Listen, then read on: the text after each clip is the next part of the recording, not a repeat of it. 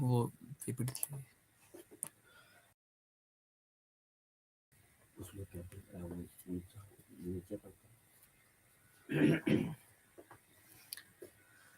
My name Dr. Harian Verma, Assistant Professor, Faculty of Engineering and Technology, University of Lucknow।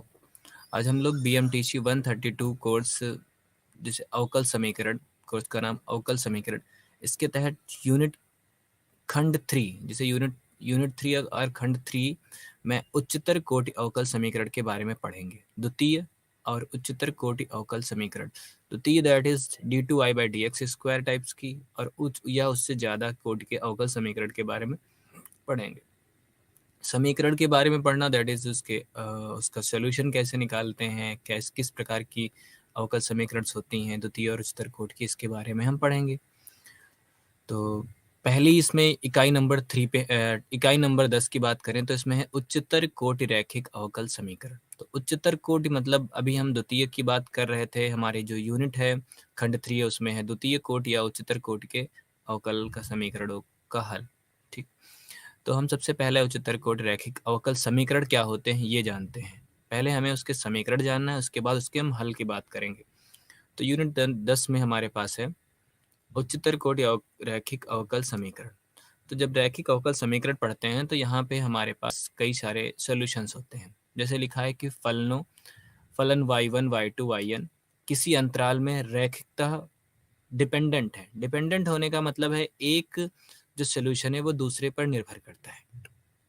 अगर एक solution दूसरे पर निर्भर करता है तो जैसे लिखा है कि y1 is equal to y1 plus c1 y1 plus c2 y2 और c3 dash dash cn yn equal to 0। अगर ये आपस में निर्भर करेंगे तो c1 और c2 सभी शून्य नहीं होंगे। जितने हमारे c1 c2 हमारे अचर हैं, जिन्हें हम कांस्टेंट बोलेंगे, ये सारे के सारे शून्य नहीं होंगे। अगर निर्भर करेंगे c1 जो y फंक्शन हमारे आपस में डिपेंड करेंगे। ठीक है, तो सोल्यूशन भी जब हमारी किसी फंक्शन का जो हमारे किसी डिफरेंशियल इक्वेशन अवकल समीकरण का सोल्यूशन देखते हैं तो सोल्यूशन कभी भी डिपेंडेंट नहीं होते हैं, वो इंडिपेंडेंट सोल्यूशन हम पढ़ते हैं। तो उसे हम बोलेंगे लीनियरली डिपेंडेंट। लीनियरली इंडिपेंडेंट में क्या होता है, जो हमारे फलन हैं y1 y2 y3, क्या हम कहें कि हमारे अवकल समीकरण के जो सोल्यूशंस होंगे वो किसी इंटरवल में लीनियरली इंडिपेंडेंट होंगे। अगर C1 हम सॉल्यूशंस को किसी कांस्टेंट से मल्टीप्लाई करके ऐड करें इक्वल टू 0 तो वो सारे के सारे कांस्टेंट 0 होने चाहिए, जैसे कि ये लिखा हुआ है। दूसरे शब्दों में फलनों का एक समुच्चय किसी अंतराल पर रैखिकता स्वतंत्र होता है यदि उस अंतराल में के प्रत्येक x के लिए c1 y1 x c2 y2 x cn yn x equal to 0 संतुष्ट करने वाली वास्तविक संख्याएं केवल c1 c2 c equal to 0। तो अगर हम एक लाइन में बात करें, दोनों में अंतर क्या होता है कि स्वतंत्र रैखिकता स्वतंत्र और रैखिकता परतंत्र। अगर स्वतंत्र होंगे तो जो भी फंक्शंस होंगे, फंक्शंस को हम अचर से मल्टीप्लाई या कांस्टेंट से मल्टीप्लाई करके जब 0 के बराबर करेंगे तो सारे कांस्टेंट हमारे 0 होने चाहिए लीनियरली इंडिपेंडेंट में। जब लीनियरली डिपेंडेंट की बात करेंगे, जब एक दूसरे पर निर्भर होते हैं तो कांस्टेंट की सारे के सारे कांस्टेंट 0 नहीं होंगे। ठीक, अब इसके बारे हम देखते हैं कि ये क्वेश्चन हमारे पास दिया है। जांच कीजिए कि अंतराल ओपन इंटरवल -π/2 से π/2 पर फलन cos square x, sine square x, sec square x, tan square x रैखिकता परतंत्र स्वतंत्र है या परतंत्र। स्वतंत्र दैट इज की लीनियरली इंडिपेंडेंट, परतंत्र लीनियरली डिपेंडेंट।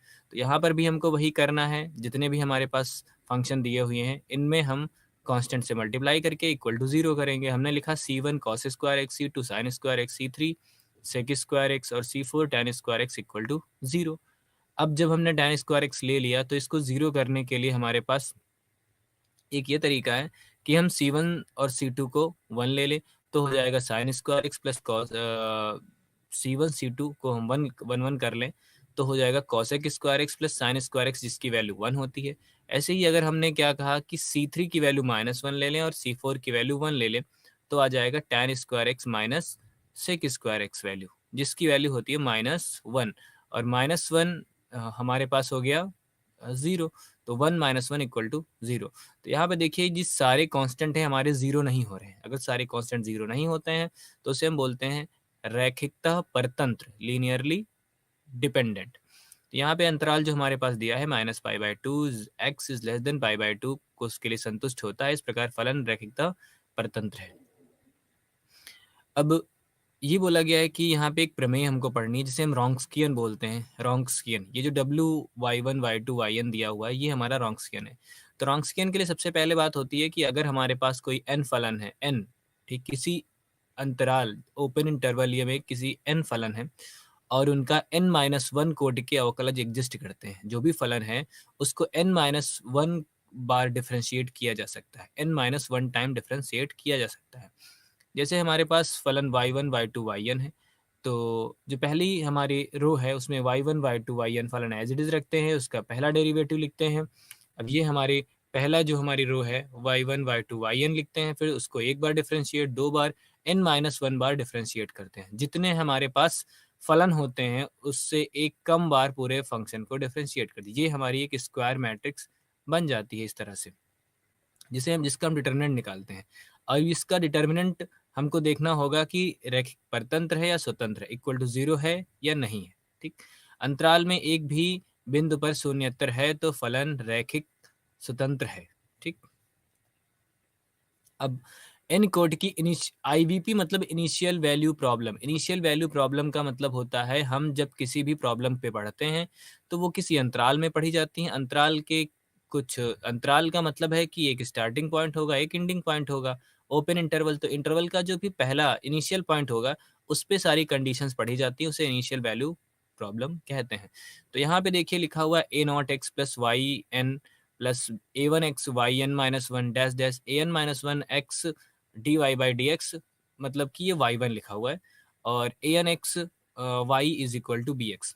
ओके, तो यहाँ पे n कोटि की इनिशियल वैल्यू प्रॉब्लम एग्जिस्ट करने के लिए सबसे पहले जो ये n है ये कोटि को प्रदर्शित करती है, तो a0x नॉट इक्वल टू 0 होना चाहिए। अगर a0x 0 हो गया तो y की पावर n की एग्जिस्टेंस खत्म हो जाएगी, फिर a1 हमारा बचेगा। इसलिए सबसे पहली condition a0x not equal to 0 पर विचार करें तो यहाँ x0 किसी अंतराल i के कोई बिंदु है, तो y1 y2 y2 वास्तविक संख्याएं हैं। अब a0 हमारा 0 नहीं होना चाहिए, अंतराल के प्रत्येक x के लिए 0 नहीं होना चाहिए, तो yx का अस्तित्व होगा और अद्वितीय होगा। अगर हमने कहा कि ये हमारा 0 ना हो, क्योंकि हम n कोट की हमारा फोकस है जो वो n कोट की इनिशियल वैल्यू प्रॉब्लम्स पे है, तो a0 हमारा 0 नहीं होना चाहिए। जब 0 नहीं होगा तभी ये हमारी n कोड की differential equation initial value problem बनी रहेगी। अब हम इस इनिशियल वैल्यू प्रॉब्लम के व्यापक हल की बात करें तो यही हमारी इनिशियल वैल्यू प्रॉब्लम्स हैं। अब देखिए यहाँ पे हमने कहा था a0x, a1x और an-1x anx, और तो ये जो हमारे a0, a1 और anx लिखे हुए हैं, तो इसका मतलब है ये हमारे चर, ये हमारे x के फंक्शंस हैं। ठीक है, अब हमारे पास दो तरह की इक्वेशंस पढ़नी होंगी कि अगर ये जो हमने a0x, a1x, an-1x और anx लिया है, ये अगर हमारे कांस्टेंट्स हों तब हम कैसे हल निकालेंगे इसका। अगर ये कांस्टेंट्स ना, मतलब अचर हैं और चर हैं, अगर हम अचर पे हम इसकी पहले बात करेंगे, फिर हम चर पे बात करेंगे। हम जब अभी इस यूनिट में पहले जब हम कहेंगे कि जो ये a0x, a1x, an-1 और anx ये सारे के सारे अचर हैं, मतलब कांस्टेंट हैं, तब इसका सोल्यूशन कैसे होगा, और जब ये चर होंगे तब सोल्यूशन कैसा होगा। अब इसके बाद दूसरी बात है कि इसी व्यापक अवकल समीकरण, ये हमारी लिखी हुई है व्यापक रैखिक अवकल समीकरण, अगर bx जो कि हमारा इक्वल टू के राइट साइड में है, ये इक्वल टू 0 हो जाए, ये अगर इक्वल टू 0 हो गया तो इसे हम बोलेंगे होमोजीनियस इक्वेशन, जिसे हम समघात इक्वेशन कहते हैं। बट अगर ये नॉट इक्वल टू 0 होगी तो हम इसे असमघात रैखिक अवकल समीकरण कहेंगे।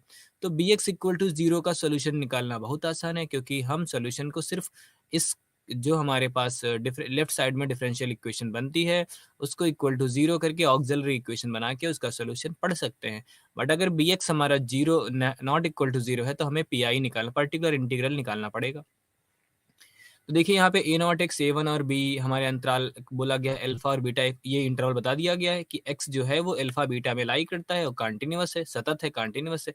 और अभी हमने बात की थी कि n कोट की डिफरेंशियल इक्वेशन के लिए a0x नॉट इक्वल टू 0 होना चाहिए, वो भी यहाँ कह दिया नॉट इक्वल टू 0 हो गया, तो n कोट का अवकल समीकरण है। चर गुणांकों वाला nv को एनवी कोटि का एक रैखिक अवकल समीकरण? हाँ, क्योंकि x लगा हुआ है तो ये चर गुणांक का है। अचर गुणांक के लिए ये सारे x पे नहीं सिर्फ कांस्टेंट होंगे, n1 अचर होंगे तो अचर कोटि का रैखिक अवकल समीकरण होगा।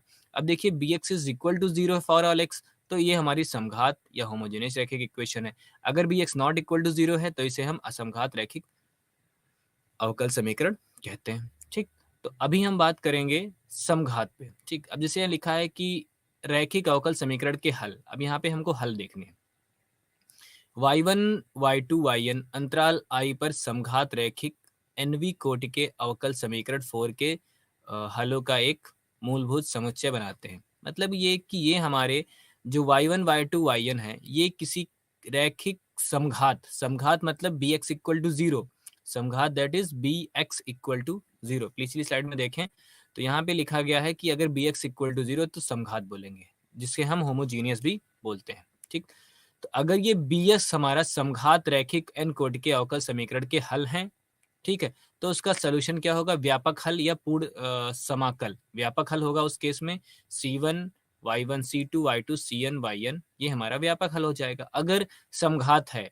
बट अगर असमघात है तो ये हमारा व्यापक हल नहीं होगा। तो इसे यहाँ पे दिया हुआ है, ये देखिए ये bx equal to 0, y double dash minus y1 y dash minus 12y equal to 0, ये हमारा किस इंटरवल में है? Minus open interval minus infinite to infinite में है। और कहा इसके दो हल हैं, ठीक, y1 और y2, इसके दो हल हैं तो इसको संतुष्ट करने चाहिए। अगर ये दो हल हैं तो इसके संतुष्ट करने चाहिए। दूसरा ये है कि इन दोनों हलों का अगर हम रॉन्स्कियन निकालें तो नॉट इक्वल टू 0 आना चाहिए, मतलब कि हम नॉन सिंगुलर होना चाहिए एक तरीके से। अगर हम इसका देखें तो रॉन्स्कियन हम निकालते हैं तो W4x, अभी रॉन्स्कियन बताया था कि रॉन्स्कियन के लिए क्या था कि जो भी हमारे पास सोल्यूशन हो, जब से ये दो सोल्यूशन है तो हम इसको एक बार सारे के सारे डिफरेंशिएट हो, डेरिवेटिव एग्जिस्ट करना चाहिए, पहला डेरिवेटिव एग्जिस्ट करना चाहिए। तो इसको हमने एक बार डिफरेंशिएट किया, 4e की पावर x आ गया, e की पावर माइनस 3x का एक बार डिफरेंशिएट माइनस 3e की पावर ये 3x है। इसका डिटरमिनेंट निकाला, नॉट इक्वल टू 0 है, तो अतः ये इसका सोल्यूशन है। और इसको हम व्यापक हल में ये लिख सकते हैं कि y is equal to c1 e की power 4x plus c2 e की पावर माइनस 3x। ठीक है ना। अब देखिए यहाँ पे एक हम थोड़ा सा अलग टाइप का क्वेश्चन लेते हैं। यहाँ पे लिखा है दिखाइए कि यदि y1 एक्स स्क्वायर और y2 x square ln x अंतराल 0 कामा इनफाइनाइट में, अब देखो अंतराल भी दो सोल्यूशन दिए गए हैं। अंतराल में बताया गया है कि इस अंतराल में समीकरण के दो हल हैं।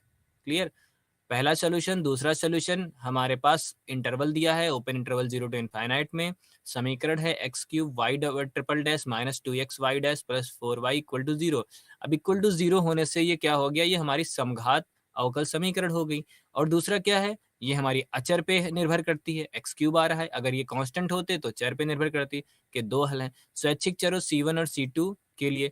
अब इन्होंने कहा है कि y is equal to c1 x square c2 x square ln x भी इस अंतराल का, इस समीकरण का हल होगा। मतलब देखो ये हमारी तृतीय कोटि की अवकल समीकरण है, हमारे पास सोल्यूशन दो दिए हुए हैं।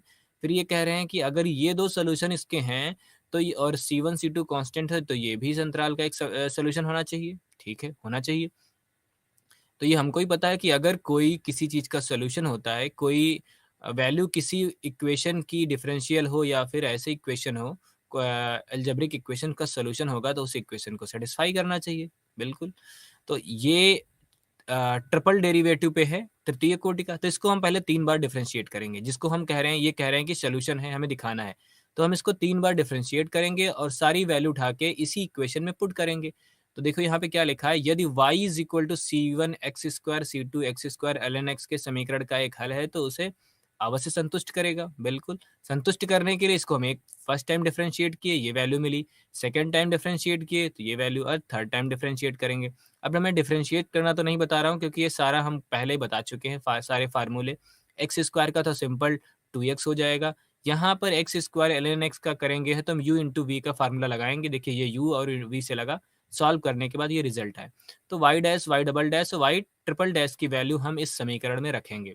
तो इस समीकरण में रखने पर अगर हमको लेफ्ट साइड और राइट साइड 0 0 मिल जाता है, दैट इज कि ये हमारा इसका सोल्यूशन है।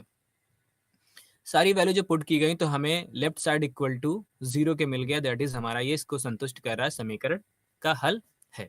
ठीक, अब अगली इक्वेशन पे आते हैं। अब देखिए अचर गुणांक वाले रैखिक समघात रैखिक समीकरण।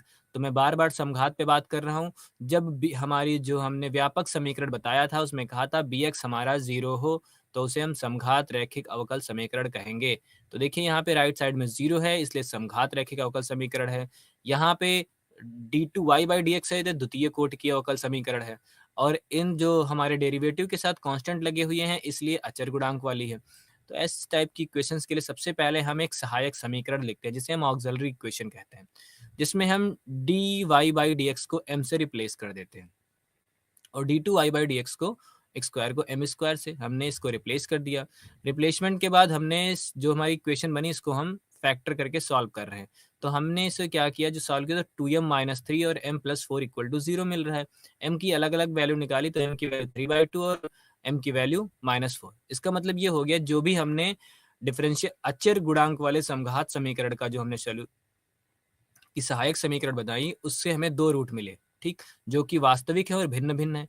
जब वास्तविक और भिन्न भिन्न है तो इनका हम हल संपूर्ण व्यापक हल लिख सकते हैं, क्योंकि व्यापक हल के लिए अगर हमारे पास bx 0 है तो जो हम ऑक्सिलरी इक्वेशन से सोल्यूशन निकालते हैं वो हमारा व्यापक हल होता है। अगर ये bx नॉट इक्वल टू 0 होगा तो ये व्यापक हल नहीं होगा। तो अब इसको हमने लिख दिया क्योंकि ये रूट है, दो हमारे पास वैल्यू मिली m की, तो इसको लिखने का तरीका होता है y is equal to c1 जो हमारी वैल्यू हो e की power alpha x plus c2 e की पावर बीटा एक्स, क्योंकि अलग अलग है वास्तविक है तो इसको हमने ऐसे लिखा, इसका सोल्यूशन हो गया। अगली इक्वेशन थोड़ा फोर्थ कोट की डिफरेंशियल इक्वेशन है, यहाँ भी लेकिन सारे के सारे अचर हैं। देखिए 10, 35, 50 और 24 अचर हैं और bx 0 है तो समघात समीकरण है।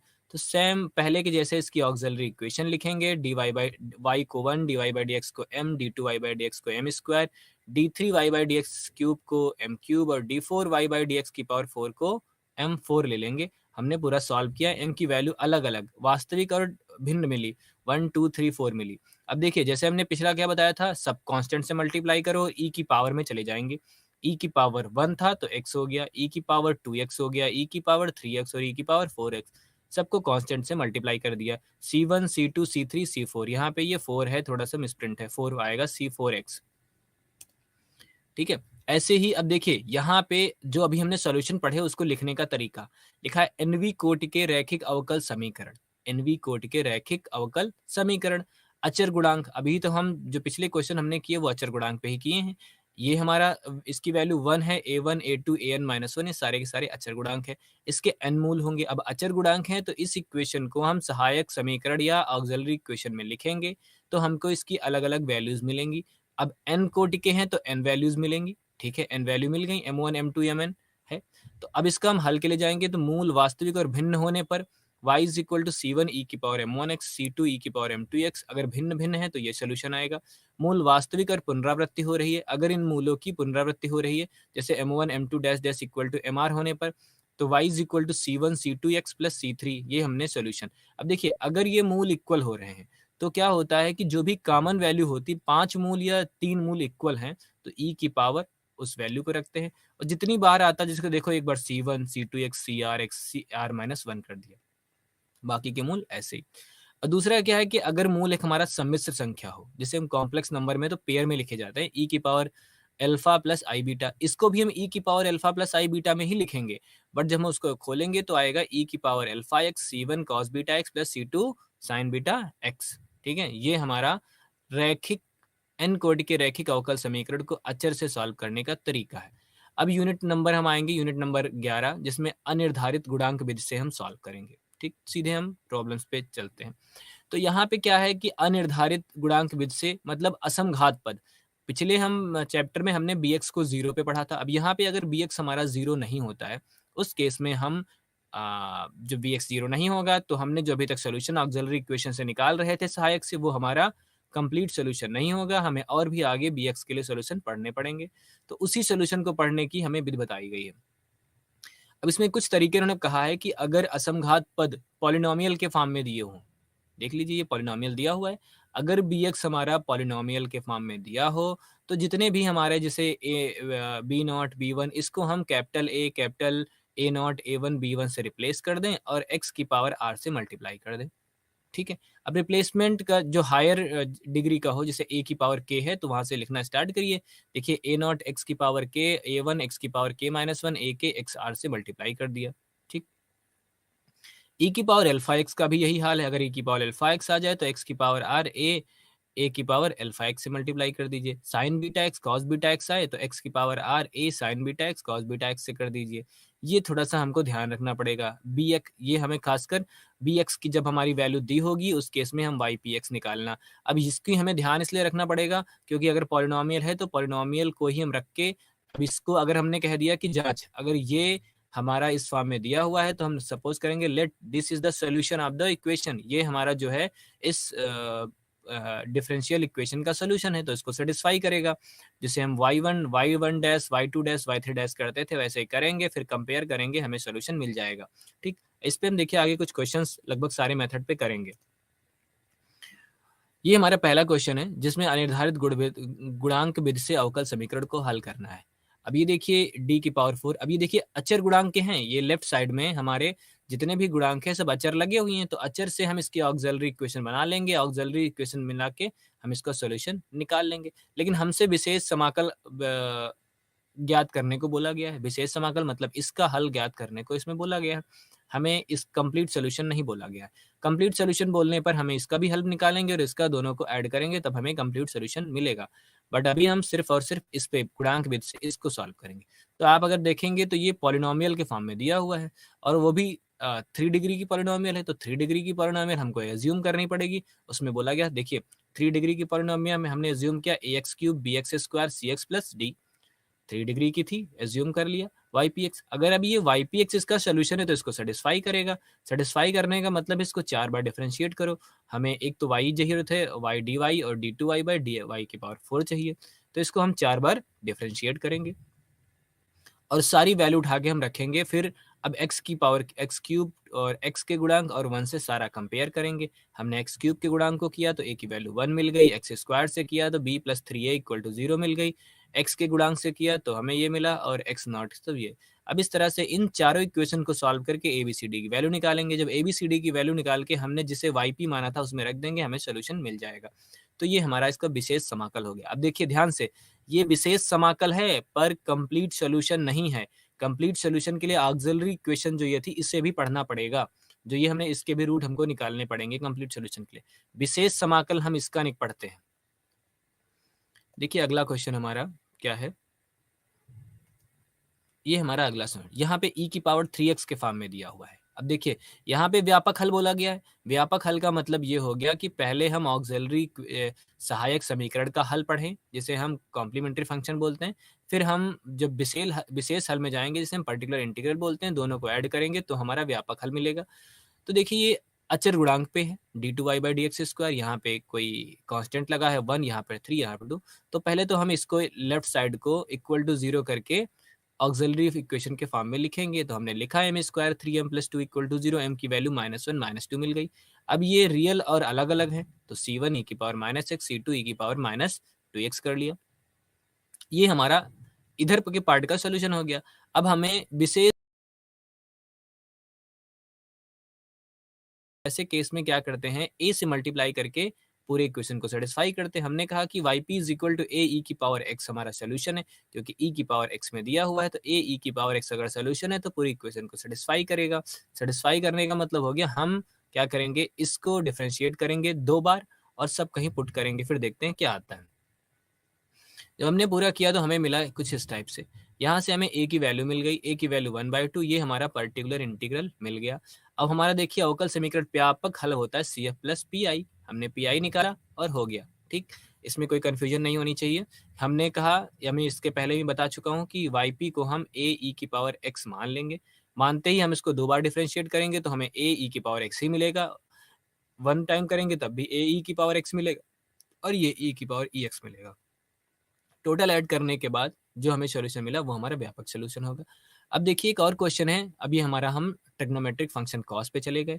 अब पहले तो इसमें इन्होंने कहा इसको हल कीजिए। हल करने का मतलब है आदिमान समस्या को हल करिए। ये हमारी इन्होंने कुछ कंडीशंस भी दे दी। कंडीशन होने का मतलब है ये इनिशियल वैल्यू प्रॉब्लम है। देखिए 0 पे वैल्यू दोनों दी हुई हैं, y 0 पे 1, y डैश 0 पे 0। तो सबसे पहले यहाँ कांस्टेंट भी वैल्यू हमको मिल सकती है। हम क्या करेंगे, ऑक्सिलरी इक्वेशन बनाएंगे क्योंकि कांस्टेंट पे डिपेंडेंट है। ऑक्सिलरी इक्वेशन सहायक समीकरण निकालेंगे, उसका हल निकाला, ये हमारा कॉम्प्लेक्स फॉर्म में मिला। तो कॉम्प्लेक्स फॉर्म में जब a alpha plus minus i beta मिलता था तो ई की power alpha x plus c plus sorry a की power alpha x bracket C1 cos beta x plus C2 sine beta x होता था। यहाँ बीटा की वैल्यू 1 है, अल्फा की वैल्यू 0 है, हमने उसी को यहाँ पे फॉलो किया, ये हमारा कॉम्प्लीमेंट्री फंक्शन मिल गया। अब हमको बात करनी है इस पे, किस पे, बी एक्स पे, जो कि नॉट इक्वल टू 0 है, जिसकी वैल्यू 2 कॉस एक्स है। तो उसके लिए क्या था, जब हमने अभी सबसे पहले यूनिट स्टार्ट की तब बताया था कि उस केस के लिए हमें a sine x plus b cos x into x मान लेंगे। तो देखिए हमने यहाँ पे solution y p x is equal to x a sine x plus b cos x हमने एज्यूम किया। अगर ये हमने सोल्यूशन एज्यूम किया है कि ये इसका सोल्यूशन है तो डेफिनेटली इसको सेटिस्फाई करना चाहिए। तो इसको हम 2 बार डिफरेंशिएट करके यहाँ पे रखेंगे, देखते हैं क्या आता है। हमने जब इसको 2 बार डिफरेंशिएट किया तो हमें कुछ इस टाइप से इक्वेशन मिली, जहाँ ए की वैल्यू और बी की वैल्यू, देखिए डिफरेंशिएट करके रखने के बाद हम साइन एक्स और कॉस एक्स को कंपेयर करेंगे। साइन एक्स और कॉस एक्स को जैसे ही कंपेयर, तो दोनों साइड साइन और कॉस आ रहे हैं, तो जब कंपेयर करेंगे तो ए और बी की वैल्यू मिल जाएगी। उस वैल्यू को हमने जो इनिशियल अपनी वैल्यू मान रखी है ये वाली, इसमें ए और बी की वैल्यू को पुट करेंगे। ए और बी की वैल्यू पुट करने पे हमें वाई पी एक्स मिल गया।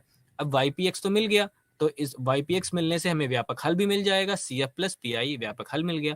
लेकिन इनिशियल वैल्यू प्रॉब्लम होने की वजह से हम कांस्टेंट की वैल्यू भी निकाल सकते हैं। अब हम क्या करेंगे, y 0 पे 1 होता है तो हम x की वैल्यू 0 रखेंगे पूरे व्यापक समीकरण में, फिर y की वैल्यू 1 आ जाएगी, फिर डिफरेंशिएट करेंगे 0 रखेंगे और वहां से हम C1 C2 की वैल्यू निकाल सकते हैं। यहाँ पे इन्होंने क्या किया कि पहले 0 रखा, तो cos 0 की वैल्यू 1, sin 0 की 0, 0 0, तो C1 की वैल्यू हमको क्या मिल गई, 1, C1 की वैल्यू 1 मिल गई। हमने कहा कि अब इसको हम डिफरेंशिएट करेंगे तो साइन का कॉस, कॉस का साइन का कॉस और कॉस का साइन हो जाएगा। पूरा होने के बाद C2 की वैल्यू हमें 0 मिली। अब ये हमें मिल गया, हमने सारी वैल्यू पुट कर दी तो हमें मिल गया कंप्लीट सॉल्यूशन। ठीक, ऐसी अगली इक्वेशन भी है, ये हमारी क्यूबिक इक्वेशन है। ठीक है, यहाँ पर भी हम पहले सबसे, इन्होंने हल करने को बोला है, ये हमें देखना है कि हमसे पूछा क्या गया है। हल कीजिए, हल करने का मतलब ये हो गया कि हमारी ये क्यूबिक इक्वेशन है तो इसे हमें हल करना पड़ेगा। तो सबसे पहले ऑक्सिलरी इक्वेशन बनाएंगे। ऑक्सिलरी इक्वेशन बना के हमने रूट निकाला। अब देखिए ध्यान से, यहाँ पे m की वैल्यू -1 रियल है बट रिपीट कर रही वैल्यू, तो रिपीट करने के केस में e की पावर -x ही रहेगा, एक ही, बट ये वैल्यू हमारी अलग होंगी। C1 plus x C2 plus c x square C3 e की पावर -x, ये हमारा CF हो गया। Clear, m is equal to -1 value अगर रिपीट, अगर ये 2 टाइम रिपीट करती तो हम लिखते C1 x C2 e की पावर -x। अगर ये 5 टाइम रिपीट करती तो हम इसको इसी तरह से C1 plus x C2 plus C2 x cube plus C3 x4 plus C4 x5 sorry x4 C5 e की पावर -x, इस टाइप से लिखते हैं रिपीटिशन के केस में। ठीक, अभी हमें CF तो मिल गया, अब हमें बात करनी है किस पे, ये हमें बात करनी है PI निकालने पर। अब देखिए यहाँ पर एक्सपोनेंशियल और पॉलिनोमियल टर्म्स मल्टीप्लाइड हैं, तो हमें इसका सॉल्यूशन हमने अब सबसे पहले ही यूनिट के स्टार्ट में बता चुके हैं इसके बारे में भी। इसमें भी हम वही करेंगे कि एक्स क्यूब ई की power x a x square b x plus c x से मल्टी, क्योंकि पॉलिनोमियल तो है ही है हमारा, तो हम पॉलिनोमियल से मल्टी ई की power x x cube polynomial से मल्टीप्लाई कर देंगे। 3 बार आया हुआ है इसलिए स्क्वायर में था, इसलिए देखिए यहाँ पे हमारा ये स्क्वायर बन रहा था सोल्यूशन। स्क्वायर बनने का मतलब पॉलिनोमियल जो है वो सेकंड ऑर्डर का पॉलिनोमियल है, तो हम भी इसे सेकंड ऑर्डर में बनाएंगे, एज्यूम करेंगे। फिर हमने वाई पी की वैल्यू निकाली। अब इस वैल्यू को हम फिर से वही चीज, अगर इसका सोल्यूशन है सेटिस्फाई करेगा, डिफरेंशिएट करेंगे, रखेंगे, फिर जो चीज दोनों साइड कॉमन हो रही है उसी गुणांक को कॉमन ले लेंगे, ए और बी सी की वैल्यू निकालेंगे, जो वैल्यू मिलेगी वो हमारा सोल्यूशन होगा। सिंपल एक ही तरीका है, बस हमको सिर्फ और सिर्फ वाईपी सोल्यूशन पढ़ने के तरीके पढ़ने पड़ेंगे, जो कि सबसे पहले फर्स्ट पेज पे ही हमने बता रखे हैं। अब यहाँ पे 3 अलग अलग तरीके, तीनों फंक्शन हो गए हैं। देखिए पॉलिनोमियल भी आ रहा है और ट्रिग्नोमेट्रिक और एक्सपोनेंशियल भी कंबाइंड हो रहा है। तो सबसे पहले तो अचर गुणांक वाले समीकरण जो लेफ्ट साइड में है उसकी ऑक्सिलरी इक्वेशन बना के उसका सोल्यूशन पढ़ लेंगे। अब देखिए पहले 2 रूट तो रिपीट कर रहे हैं। e की पावर 0x की वैल्यू 1 होती है, तो C1 प्लस C2x हो गया, ब्रैकेट e की पावर 0 वेल हो गया। फिर e की पावर, अब देखिए यहाँ पे कॉम्प्लेक्स रूट मिल रहे हैं, -1 प्लस माइनस अल्फा, ठीक है ना, तो इसे हम e की पावर माइनस अल्फा एक्स करेंगे, ये हो गया -1x प्लस C3, ये हमारा कॉम्प्लीमेंट्री फंक्शन निकल आया। अब हमको पीआई पढ़ना है। पीआई पढ़ने में इन्होंने कहा है कि असमघात है, हमको पता है क्योंकि ये 0 होता तो समघात होता, अब ये 0 नहीं है तो असमघात है।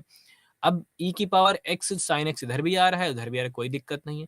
हम सीधे करेंगे 3a, अब यहाँ पे 3e की पावर x है तो ae की पावर x लिख लेते हैं। अब ये फर्स्ट डिग्री का पॉलिनोमियल है तो इसे हम bx प्लस c e की पावर x लिख देते हैं। यहाँ पे है sin x का फंक्शन है तो इसे हम d cos x e की पावर sin x कर देंगे। अब इस सोल्यूशन को इसमें रख के सेटिस्फाई करेंगे। अगर फिर हमें e की पावर x, x e की पावर x और e की power minus x sin x से कंपेयर करेंगे, हमें a b c d की वैल्यू मिल जाएंगी। वो वैल्यू हम रखेंगे और हमें सोल्यूशन मिल जाएगा।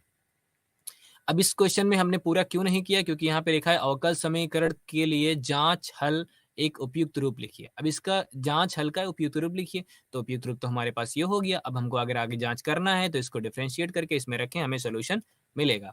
अगला भी क्वेश्चन कुछ इसी तरह से है, अवकल समीकरण के लिए जांच हल का उपयुक्त रूप लिखिए। उपयुक्त रूप लिखने के लिए सबसे पहले तो हम इसका ऑक्सिलरी इक्वेशन बनाएंगे। हमने बना ली, उसका सोल्यूशन निकाला, CF मिल गया हमें। CF मिलने के बाद देखिए यहाँ पे भी अब ये ध्यान देने वाला है कि यहाँ पर भी कॉम्प्लेक्स में रिपीटेड रूट मिल रहे हैं, प्लस माइनस आई प्लस माइनस आई। अब देखिए प्लस माइनस आई तो एक रूट हो गया, एक मतलब कॉम्प्लेक्स में तो एक के साथ एक फ्री होता है, मतलब कह सकते हैं कि ये क्या बोलते हैं इसका, अरे अल्फा प्लस आई बीटा के साथ अल्फा माइनस आई बीटा होता है। वैसे ही यहाँ पे प्लस आई माइनस आई प्लस आई अभी वे रिपीट कर रहे हैं। तो यहाँ पे हम क्या करें, c1 x e की power c1 x c1 plus x c2 cos x plus c3 x c4 sin x, ये हमारा हो गया जांच हल का, ये CF मिल गया। अब इसके बाद अगर हमको ये पढ़ना है तो उसके लिए भी वही प्रोसेस है। अब यहाँ पे चूंकि x मल्टीप्लाई में है तो x तो हमारा सिंगल डिग्री उसका है, तो ax plus b cos x plus c x plus d sine x, x square से हमने कर दिया और इस वैल्यू को हम रख के क्वेश्चन जो हमारे प्रॉब्लम है रखेंगे, हमें इसका सोल्यूशन मिल जाएगा। अगली यूनिट है हमारी चर गुणांक वाले अवकल समीकरण। अभी तक जो हमने पढ़ा वो अचर गुणांक वाले अवकल समीकरण के बारे में पढ़ा, अब हम पढ़ेंगे चर गुणांक वाले अवकल समीकरण के बारे में। तो इसमें हमें दो विधियों पे बात करनी है, एक तो हमारी होगी प्राचल विचरण विधि और दूसरी होगी हमारी कोटि लघु करण विधि। ठीक है, कोटि लघु करण विधि। और फिर तीसरे में आइलर समीकरण को हल करना हम सीखेंगे। तो सबसे पहले हम प्राचल वितरण पे चलते हैं। तो प्राचल विधि से सीधे क्वेश्चन पे आते हैं सीधे। इसमें कहा गया है कि अगर किसी अंतराल i पर a0, a1, a1, a2 और b चर के सतत फलन है, सतत मतलब कंटिन्यूअस फलन है, तो इसका सोल्यूशन। अब देखिए यहाँ पे आ गया ना, a0 x हमारा चर है, x पे डिपेंड कर रहा है, a1 और a2 भी चर है, और bx हमारा जो इक्वल टू होता तो ये हमारा होता समघात, इक्वल टू नहीं है तो असमघात है। तो असमघात को हमें क्या करना है, इसका सोल्यूशन yp पढ़ना है। yp क्या है, तरीका उन्होंने बताया है कि yp इज इक्वल टू, अगर हमारे पास इसके दो सोल्यूशन पता हो। सोल्यूशन कैसे, जब हम ऑक्सिलरी इक्वेशन सॉल्व कर रहे होंगे तो ऑक्सिलरी इक्वेशन से हमें y1 और y2 की कांस्टेंट के साथ हम वैल्यू पता कर सकते हैं। तो हम जब निकालेंगे, अगर हमारे पास हैं तो अच्छी बात है, नहीं तो हम निकालेंगे सबसे पहले y1 y2।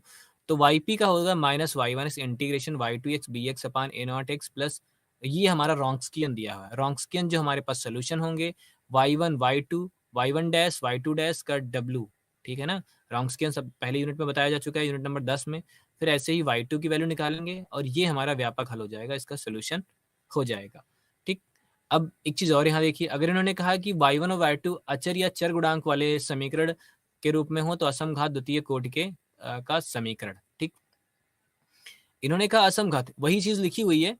अभी यहाँ पे लिखा है ypx is equal to c1 u1x plus c2 u2x। तो u1 is equal to minus bx y2x upon Wronskian, और y2 is equal to u2 is equal to bx y1x w y1 y2। ठीक, y2 के लिए y1 है u2 के point पे। अगर हम पिछले उसमें देखें तो यहाँ भी कुछ ऐसी टाइप से लिखा है y1 bx a0x w y1 y2। ठीक, और ये हमारा हो गया इसका सोल्यूशन। और रॉन्क्सकियन यही है, रॉन्क्सकियन ये देखिए w y1 y2 y1 y2 y1 dash y2 dash, और ये हमारा रॉन्क्सकियन हो गया y1 y2 के नॉट इक्वल टू 0 होता है सोल्यूशन के लिए। अब सीधे क्वेश्चंस पे आते हैं। क्वेश्चन हमारा वही है, अब अवकल समीकरण प्राचल विधि से करने। देखिए अभी चर और अचर दोनों के लिए बात कही गई, तो ये अचर के लिए है, तो यहाँ पे व्यापक हल में जाएंगे। तो पहले तो हम अब इसको m जब वैल्यू निकाली तो हमारे पास c1 x की वैल्यू आ गई cos x और c2 की आ गई sin x, मिल गई ना। क्योंकि हमने कहा था ऑक्सिलरी से हम इसको सोल्यूशन निकाल सकते हैं, ऑक्सिलरी से निकालेंगे तो क्या मिलेगा, CF is equal to c1 cos x plus c2 sin x।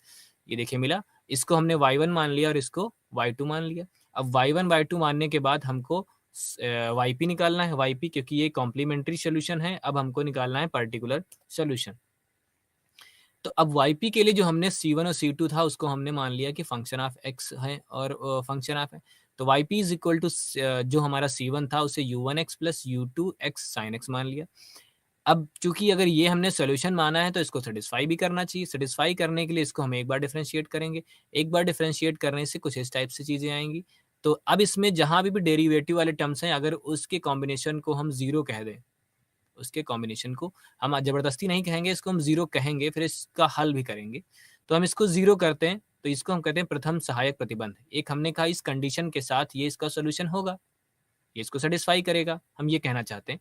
तो अगर ये हमारा जीरो हो गया तो अब हमने क्या कहा कि yp हमारा मिल चुका था, ये yp हो गया minus c1x minus u1x sign x plus u2x cos x u2x cos x हो गया। अब इसको हम दोबारा डिफरेंशिएट करेंगे। दोबारा जब डिफरेंशिएट करेंगे तो u1x cos x sine x का cos x माइनस u2x और cos x का साइन x, ये हमारा हो गया। ठीक है, ये हमारी इक्वेशन हो गई। अब देखिए हमें क्या मिला कि ये क्या लिखा हुआ है, c1x cos x sorry minus u1x cos x minus u2x sin x। यहाँ पे लिखा है yp is equal to u1x cos x u2x sin x, यही चीज लिखी हुई है। अगर यहाँ पे हम yp लिख दे तो माइनस yp तो आ गया d2yp अपॉन dx स्क्वायर, हो गया ना, d2yp upon dx square plus yp is equal to minus sine x du1x du1 upon dx plus cos x du2 by dx। ध्यान से देखिए, इसको हम yp करेंगे और लेफ्ट साइड लेके जाएंगे तो इक्वल टू इधर बचा। अब इक्वेशन नंबर 28 और हमारी इनिशियल इक्वेशन देखिए, अगर ध्यान से देखिए तो ये हमारा यही हो गया, क्योंकि हमने yp को सोल्यूशन माना तो लेफ्ट साइड तो हमारा इसके जैसा हो गया, राइट साइड में इधर sec x आ रहा है और इधर आ रहा है हमारा minus sine x du1 dx plus cos x du2 by x आ रहा है ना। तो अब क्या करें कि ये जो इनिशियल इक्वेशन थी उसका sec x इसके बराबर हम कर दें तो हमारा दूसरा प्रतिबंध बन जाएगा। तो हमने इसको इसके बराबर रख दिया। ये देखिए minus sine x du1x upon dx plus cos x d2u by x by dx is equal to sec x। अब दूसरा प्रतिबंध, एक पहला प्रतिबंध निकाला था जब पहली बार डिफरेंशिएट किया था, वहां भी डेरिवेटिव का टर्म्स आया था, इक्वल टू जीरो किया था। हमारे पास दो प्रतिबंध हो गए और du1 बाई dx और du2 बाई dx के लिए दो, अब दो अननोन, दो इक्वेशंस हो गई। हम इसको सॉल्व करेंगे du1 du1 upon dx and du2 by dx के लिए सॉल्व करेंगे। तो du1 by dx and du2 by dx हमें इक्वेशन नंबर 29 और इक्वेशन नंबर 27 जो कि ये है इक्वल टू जीरो, यहाँ से हमें इसका हल मिल जाएगा। ठीक है, हमें u1x और u2x की वैल्यू मिल गई। अब अगर u1x और u2x की वैल्यू मिल गई, जो कि हमने एज्यूम भी की थी, हमने u1x और u2x को ही मानते हुए सोल्यूशन माना था, ये वैल्यू यहाँ रख देंगे तो हमें ypx मिल जाएगा। ठीक, ypx मिल गया तो हम कंप्लीट सोल्यूशन पे चले जाएंगे। ypx हमने रख दिया, ये हमारा कंप्लीट सोल्यूशन हो गया। अब नेक्स्ट क्वेश्चन पे आते हैं। यहाँ पे भी प्राचल विचरण विधि से हमें करना है। प्राचल विचरण सबसे पहले तो उधर कांस्टेंट से हैं, तो ऑक्सिलरी इक्वेशन बनाना आसान है। ऑक्सिलरी इक्वेशन बनाएंगे, सोल्यूशन निकालेंगे, हो गया। अब देखो, अगर यहाँ प्राचल विचरण विधि ना बोलते हैं तो जो हमारी पिछली यूनिट में हमने पढ़ा था e की पावर 2x को हम a e की पावर 2x का सोल्यूशन yp मान के सोल्यूशन निकाल सकते थे, बट स्पेशली इन्होंने प्राचल विचरण विधि बोली गई है। तो प्राचल विचरण विधि एक्चुअली ये चर और अचर दोनों के लिए काम करती है। ठीक है, हालांकि इस क्वेश्चन में अचर ही है तो अचर होने की वजह से हम पुराना मेथड भी लगा सकते हैं, बट हम इसको पूरी तरह से चर मानते हुए पूरा सोल्यूशन कर रहे हैं। तो हमने यहाँ पे जब सोल्यूशन निकाला तो ये क्यूबिक इक्वेशन थी, तीन वैल्यू मिली, y1 y2 y3। अब अगर y1 y2 y3 मिली है तो इसका रॉन्स्कियन भी निकालेंगे तो हमें y1 y2 y3 के टर्म्स में मिलेगा। दो बार डिफरेंशिएट होना चाहिए और ये सारे फंक्शन एक्सपोनेंशियल हैं तो डिफरेंशिएबल हैं, हो जाएगा। तो हमने कहा कि रैखिकता स्वतंत्र हल है, पूरक फलन निम्न है, तो ये इसका हमने मान लिया। अब जो ये c1 c2 c3 कांस्टेंट आए हैं यहाँ से, अगर हमने कहा कि इसको हम u1 u2 u3 मान लें फंक्शन ऑफ x, बिल्कुल मान सकते हैं, हमने मान भी लिया, हमने माना। फिर इसको हम एक बार डिफरेंशिएट किए, एक बार डिफरेंशिएट करने पर जो डेरिवेटिव वाले टर्म्स आए हैं उसको हमने इक्वल टू जीरो कर लिया, पहला प्रतिबंध बनाया। फिर इसको दोबारा डिफरेंशिएट किया, वहां भी जो डेरिवेटिव वाले टर्म्स आए उसको भी इक्वल टू जीरो किया और उसको दूसरा प्रतिबंध बनाया। अब हम तीसरी बार जा रहे हैं, यहाँ पर भी हमने क्या किया, जो हमने डिफरेंशिएट किया, अब यहाँ पे जो डेरिवेटिव वाले टर्म्स आए हैं उसके लिए हमने सॉल्व किया। तो हमारी जो इनिशियल इक्वेशन बन रही थी हमारी डेरिवेटिव वाली, सारी वैल्यू रखने पर इक्वल टू 2x, ये हमारा तृतीय प्रतिबंध बन गया। इन तीनों प्रतिबंध को जब हम सॉल्व करते हैं तो हमें y1 dash y2 dash sorry u1 dash मैं बार बार कंफ्यूज हो जाता हूँ U1 और U2 में। तो U1 डैश, U2 डैश और U3 डैश मिलेंगे। U1 डैश, U2 डैश और U3 डैश, ये तीनों प्रतिबंध जो हमने निकाल रखे हैं, इससे हम इसको सॉल्व करेंगे। तो हमें U1 डैश, U2 डैश और U3 डैश का एक रिलेशन मिलेगा। वहां से हम U1, U2, U3 की वैल्यू निकालेंगे और U1, U2, U3 की वैल्यू YP में रख देंगे, जिससे हमें YP की वैल्यू मिल जाएगी और YC हमको पता है, हमारा कंप्लीट सोल्यूशन हो गया। ठीक, इसी तरह से ये अब देखिए यहाँ पे हमें जो क्वेश्चन मिला, ये हमारा थोड़ा मिला एक अचर में, चर में मिला, x square x y x की पावर 1/2। तो इसका व्यापक हल हमें करना है, तो इसे हम जो लवकड़ विधि कोटि उससे करेंगे। ठीक है, तो उसके लिए हमने क्या करा कि y1 को x मान ले। ठीक, यहाँ पे क्या है कि y1 इज इक्वल टू एक संगत समघात समीकरण का एक हल है, संगत समघात समीकरण का एक हल है। तो यहाँ पे हमने क्या दिया हुआ समीकरण, ये हमारे पास दिया है y is equal to x v x मान लिया। अब अगर y is equal to x v x माना है तो इसको 2 बार डिफरेंशिएट करेंगे। सीधी सी बात है, अगर हम किसी चीज को एज्यूम करेंगे ये इसका सोल्यूशन है तो उसको सेटिस्फाई करना चाहिए। तो यहाँ पे अगर हमने y is equal to x v x माना है तो इसको हमने पूरा सेटिस्फाई कराया, तो हमें ये इक्वेशन मिली। अब ये अगर ध्यान से इक्वेशन देखिए तो ये हमारी यही सेकेंड ऑर्डर डिफरेंशियल इक्वेशन हो गई है। ठीक, और इसमें वी डैश वाला एक्स के साथ हमारा 1/x है। ठीक, ऊपर वाली इक्वेशन को थोड़ा हमने रिड्यूस कर लिया। अब देखिए ये हम करने के बाद इसको लीनियर फैक्टर में लेके जाएंगे। ठीक है, लीनियर फैक्टर बनाने के लिए रैखिक अवकल समीकरण है, समाकल गुणांक निकालेंगे। समाकल गुणांक निकालने के लिए जो भी हमारा ये डेरिवेटिव होता है, ये वाला वी डैश, ठीक, वी डैश के साथ कि हमने जब पहला रैखिक अवकल समीकरण पढ़ा था वहां था dy by d x plus p x y is equal to something q x. तो यहाँ पे d y by d x जो था उसे हमने कह दिया है d two y by d x, मतलब डबल डेरिवेटिव सिंगल। तो ये लीनियर डिफरेंशियल इक्वेशन को जो सोल्यूशन हम इंटीग्रेटिंग फैक्टर निकाल के करते थे उसी से निकालेंगे, बट वहां हमको y मिलता था, यहाँ हमको वी डैश का वैल्यू मिलेगी। तो देखिए हमको वी डैश की मिल गई, वी डैश की मिलने से हम इसको दोबारा हमने समाकलित कर लिया, तो हमें v1 मिल गया। अब v1 मिलने से v1 और y is equal to x into v निकाला, वैल्यू हमें मिल गई। ये हमारा y जो हमने निकाला था वो हमें इसका सोल्यूशन मिल गया, विशेष हल हो गया। ठीक, अब विशेष हल हो गया है तो आगे इसके yp हमको मिल गया। अब हम आगे की वैल्यू कर निकालेंगे y, अब उसको रखेंगे हमने यहाँ पे एक्स स्क्वायर से डिवाइड किया, एक्स स्क्वायर से डिवाइड करने के लिए, ठीक, अब जो एक्स स्क्वायर से दूसरी तरीके से इसको करेंगे तो एक्स स्क्वायर से डिवाइड किया, ये हमारा मिल गया। अब a1 की वैल्यू हो गई हमारे पास -1/x, a2x की वैल्यू 1/x स्क्वायर हो गई।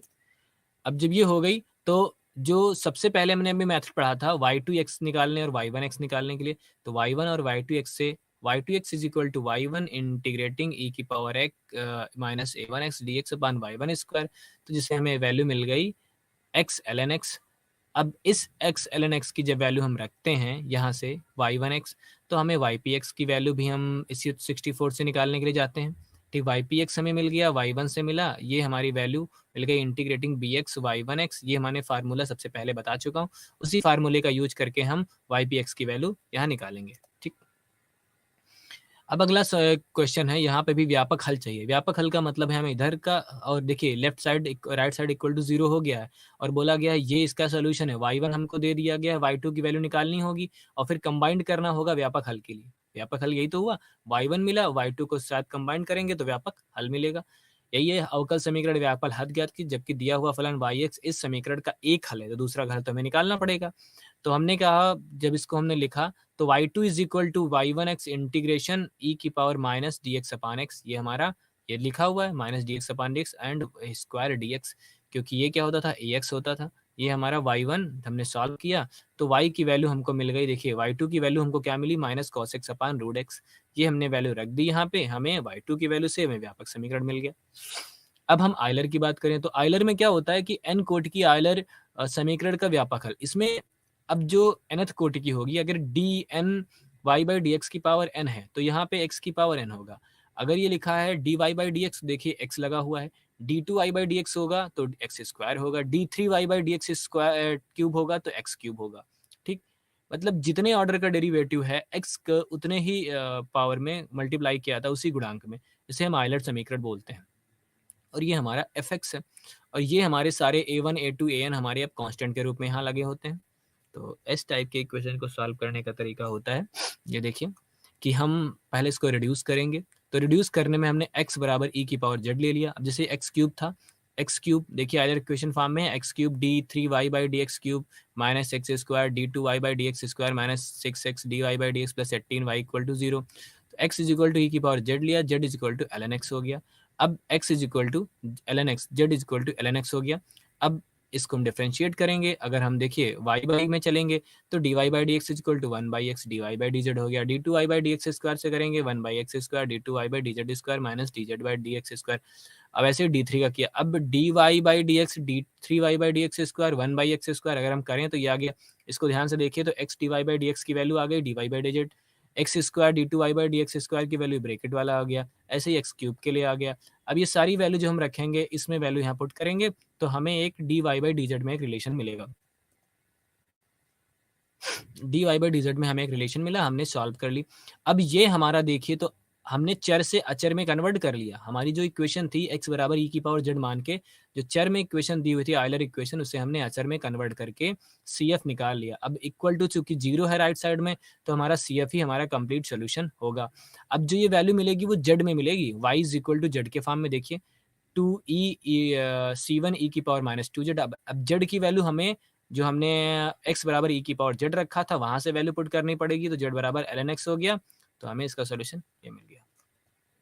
ठीक, अब लास्ट यूनिट हम पढ़ रहे हैं इस अवकल संकारक विधि से। अवकल संकारक विधि की हम जो लास्ट यूनिट पढ़ रहे हैं तो इसमें हमें क्या पढ़ना है कि कुछ अलग टाइप के मेथड पढ़ने हैं जहाँ पे अचर गुणांक, हमने कहा कि अवकल संकारक अचर गुणांकों वाले कोटि n के एक रैखिक असमघात अवकल समीकरण अर्थात a नॉट y की पावर n, इस तरह की इक्वेशन हमारे पास होगी। ये इक्वेशन तो ऑलरेडी हम पहले देख चुके हैं जहाँ पे मैंने कहा था bx इक्वल टू 0 होगा तो b ये हमारी समघात और रैखिक अवकल समीकरण होगी। अब इन्होंने रैखिक असमघात की बात करी ही है तो bx हमारा नॉट इक्वल टू 0 होगा।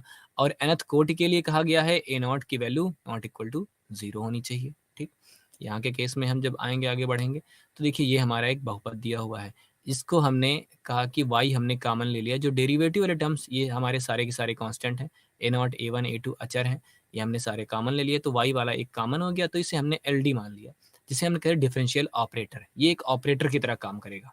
ठीक है, डिफरेंशियल ऑपरेटर। तो अगर हम देखें ये पूरा हम जैसे ये लिखा हुआ है ना a not dn plus a1 d की power n minus 1 a2 d n minus 1 an, इसको अगर हमने LD कर दिया कि L फंक्शन ऑफ D तो बोल ही सकते हैं कि पॉलिनोमियल D में एक देखे तो एक D में एक पॉलिनोमियल जैसा लिखा हुआ है, LD हमने मान लिया तो LD y is equal to bx हो गया, LD y is equal to bx हो। ठीक, अब LD y is equal to bx तो y की वैल्यू तो हमको निकालनी है क्योंकि सोल्यूशन तो y पे, तो y is equal to 1 upon LD bx हो गया। मतलब अगर हम LD ऑपरेटर जो इधर लगा हुआ है इसका इनवर्स लगा दें तो हमें bx y की वैल्यू मिल जाएगी। यही तो हुआ। ये देखिए अब हमने कहा कि डी बाई डी एक्स को हमने तो करते हैं अवकल हमारा ऑपरेटर हो गया। अगर ये हमारा अगर हम कर दें तो हमें LD लागू करने पर हमें b की वैल्यू इनवर्स हो गया, इनवर्स संकारक ऑपरेटर लगा दिया तो हमें y इज इक्वल की वैल्यू मिल जाएगी। जिसके लिए देखिए अभी हम कुछ नियम बताते हैं आपको। एक यह है कि अगर LD y is equal to b1x और LD y is equal to b2x, LD y is equal to b3x है तो इसको हम सॉल्व करेंगे तो y is equal to y1 y2 y3 ym मिल जाएगा, जिसे हम b1 b2 b से कहते हैं। अब स्पेशली आपको ये फार्मूले ध्यान रखने पड़ेंगे। अगर हमने कहा कि LD y ऑपरेटर e की पावर ax और y है, ठीक है ना, e की पावर ax और y है तो उसे हम करेंगे e की power ax LD a plus a y। ठीक है, अगर कुछ हमारा इस टाइप से इक्वेशन बन के आ रही है कि d माइनस, ये कैसे, जब हम इनवर्स लाप्लास लेते हैं उस केस में d minus m1 d minus m2 d minus mn के फॉर्म में है तो हम e की पावर mnx e की पावर mn माइनस 1 mx और m2x ये हमारा कई इंटीग्रेट करके हो जाता है। अब एक क्वेश्चन ये दिया हुआ है कि अगर d by a b x is equal to दिया हुआ है bx हमारा जो असमघात बना रहा था पूरी इक्वेशन को, यहाँ पे कुछ इस टाइप से है और d माइनस ए है तो जो माइनस ए है इसे हम एक्सपोनेंशियल में लिखेंगे e की power l ax integration e की power minus x b x को उठा के इंटीग्रेट कर देंगे। हमें सारा काम बी एक्स के लिए ही करना है, लेकिन हम इस पर डिपेंड करेगा हमारा एल डी ऑपरेटर कैसा है। जैसे यहाँ पे दिया 1/LD ई की पावर ए एक्स है, अगर ये L D not equal to यहाँ पे ए रखें, जो हमारा एक्सपोनेंशियल में एक्स के साथ मल्टीप्लाई है वो डी से रिप्लेस करें, और नॉट इक्वल टू जीरो तो डायरेक्ट सोल्यूशन मिल जाएगा। बट अगर इक्वल टू जीरो हो गया, अब देखिए अगर ये इक्वल टू जीरो हो गया, जैसे हमने रखा फाई ये एल डी हमारा है, एल डी को उन्होंने कह दिया कि डी माइनस ए की power p of phi d है। अगर हमने अब यहाँ पे ए रख दिया तो ए का मतलब तो जीरो हो जाएगा। तो अगर एल डी हमारा जीरो हो रहा है, उस केस में हम क्या करेंगे, phi a is not equal to zero, क्योंकि हमारा नीचे आएगा। तो हमने क्या किया कि e की power x as it is रखा, ठीक, फाई ए कर दिया, इसको जो था डी माइनस ए की पावर पी, इसको हम इंटीग्रेट कर दिए, जैसे हमारा इंटीग्रेशन होता है एक्स की power p upon factorial p, तो फैक्टोरियल पी हो गया। ऐसे ही cos b x plus d, इस तरह का अगर फंक्शन हो, डेरिवेटिव हो, तो हम डी स्क्वायर को माइनस ए स्क्वायर से रिप्लेस कर देंगे। सिंपल, डी स्क्वायर को माइनस ए, ये कॉस के लिए हो या साइन के लिए हो, हम डी स्क्वायर को माइनस ए स्क्वायर से रिप्लेस करेंगे, और जिसमें हो five minus a square is not equal to zero, five minus a square is not equal to zero. तो हमें ये जो ऑपरेटर मिल रहा है, डिफरेंशियल ऑपरेटर, ये हमारा इस टाइप से इसका सोल्यूशन मिल जाएगा।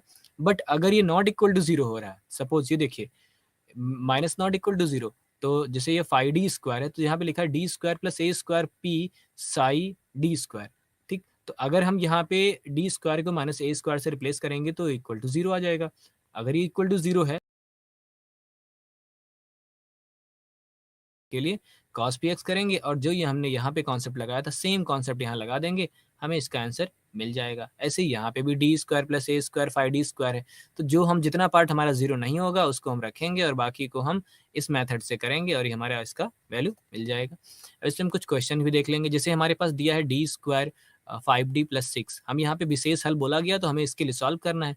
तो वाई पी, अब ई की पावर थ्री एक्स है, तो हमने D minus three D minus two किया। अब अगर हमने थ्री रखा तो ये हमारा क्या होगा, ये तो जीरो हो जाएगा, ये जीरो हमारा नहीं होगा। तो ये हमारा हो गया विशेष हल के लिए हम यहाँ तक जाएंगे।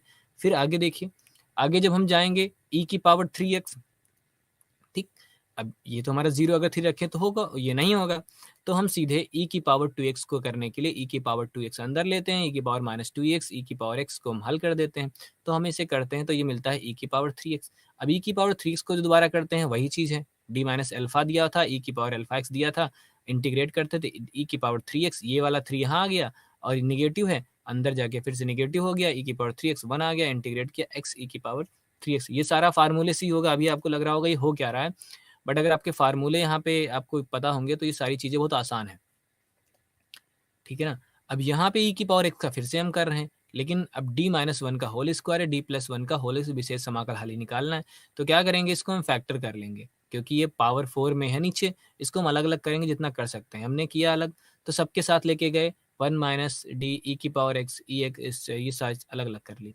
अब इसके लिए हम जब करने गए तो वही हमारा है कि माइनस लगा हुआ है, तो माइनस ई की पावर एक्स इंटीग्रेशन ई की पावर माइनस एक्स ई की पावर एक्स डी एक्स करेंगे, तो अंदर वन आ जाएगा। ये देखिए अंदर वन बन गया, ई की पावर एक्स, वन आने से जो वैल्यू आएगी वो आ गई एक्स ई की पावर एक्स। यहाँ पे जब करेंगे तो यहाँ पे दो बार डिफ्रेंशिएट करना पड़ेगा, वही प्रोसेस हम दो बार करेंगे, जो यहाँ पे एक बार वो यहाँ दो बार करेंगे, यहाँ पे सिंगल एक बार करनी है, यहाँ पे वही प्रोसेस हमें दो बार, दो डबल इंटीग्रेट करना है। जो वैल्यू आई हमारे पास वो ये हो गई इसका विशेष हल, ठीक। इसी तरह से अगला समीकरण है कि अवकल समीकरण d square y upon d x square plus y is equal to sec square x को हल कीजिए। यहाँ d square plus y y is equal to sec square x m square, ये हमारी वैल्यू सी एफ। अब इसके हमने C F निकाल लिया, सी एफ निकालने के बाद y p one upon d square plus sec x. अब ये देखिए सेक स्क्वायर एक्स है, तो सेक स्क्वायर एक्स के लिए या तो एक हमारे पास तरीका है कि इसको हम साइन और कॉस में कन्वर्ट कर लें, जो उसमें फार्मूला दिया था कॉस ए एक्स के लिए और साइन ए एक्स के लिए दिया था, फिर कॉस के लिए जो हमारा कॉस फंक्शन है उसके डी स्क्वायर से रिप्लेस करें।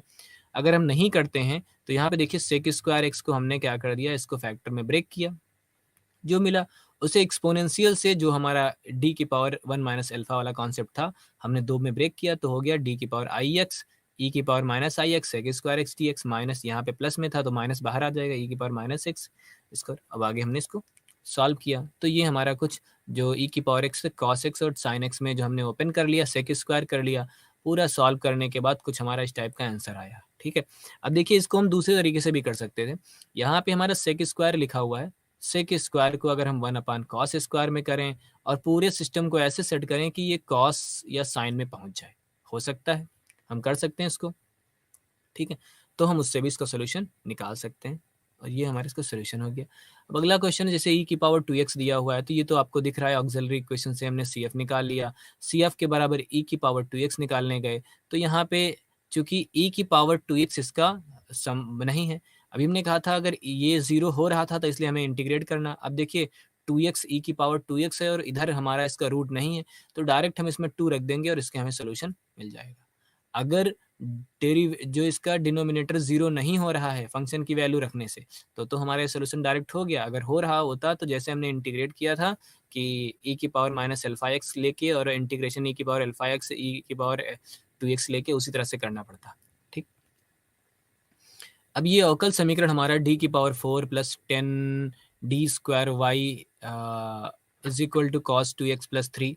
तो विशेष हल इसका जब निकालने गए हम, तो इसके लिए देखिए वही प्रोसेस है कि यहाँ पे 2x दिया हुआ है, तो अल्फा एक्स इसको हम क्या बोला ax है ना, तो डी स्क्वायर को माइनस ए स्क्वायर से रिप्लेस करना था। यहाँ पे डबल डी स्क्वायर कर दिया, यहाँ डी स्क्वायर का जब इससे रिप्लेस किया तो आ गया, ये वैल्यू आ गई हमारी। और खास बात ये है कि जब हम इसकी वैल्यू रखें तो डिनोमिनेटर 0 नहीं होना चाहिए।